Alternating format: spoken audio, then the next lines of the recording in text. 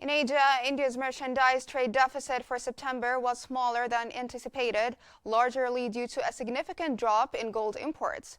Government data showed that trade deficit stood at $20.78 billion, a decrease from the previous month 10-month high of $29.65 billion.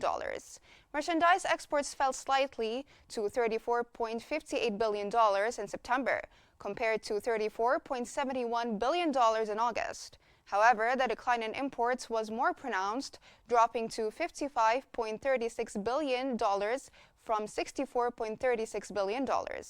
Gold imports were particularly low in September, amounting to $4.39 billion, down sharply from $10.6 billion in August.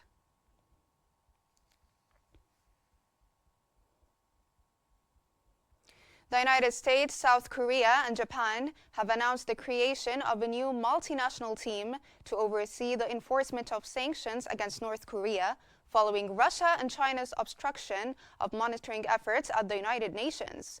The newly formed multilateral sanctions monitoring team aims to continue the work of the UN panel of experts, which had been responsible for overseeing the implementation of sanctions on North Korea's nuclear and missile programs for the past 15 years. The team will involve 8 other countries, including the United Kingdom, France, and Germany, and will issue regular reports on sanctions enforcement.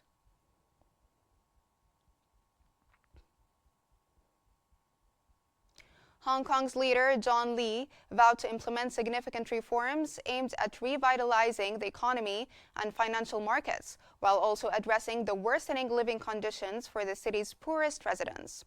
In his third policy address, Lee emphasized the need for deeper reforms and new growth areas. He outlined plans to overhaul regulations, promote innovation, and boost investment, particularly in tourism, logistics, and advanced manufacturing, to drive sustainable growth.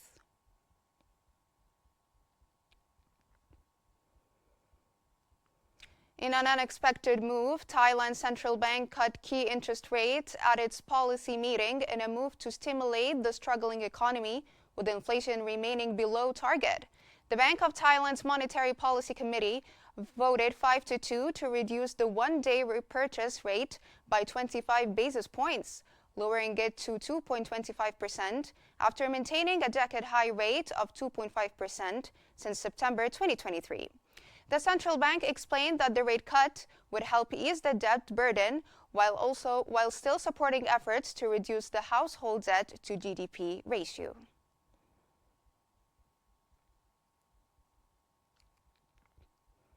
The UNRWA Commissioner General Philip Lazzarini stated that about 70% of the infrastructure in Gaza has been destroyed due to the Israeli aggression.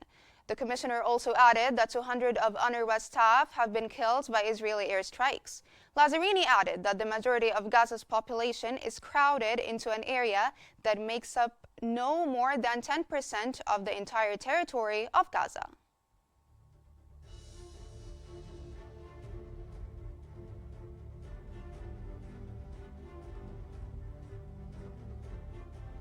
That's all for now. Here's a roundup of today's key headlines.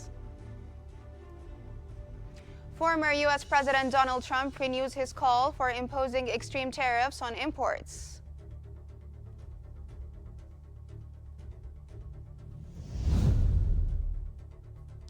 UK inflation falls more than expected to a 3-year low in September.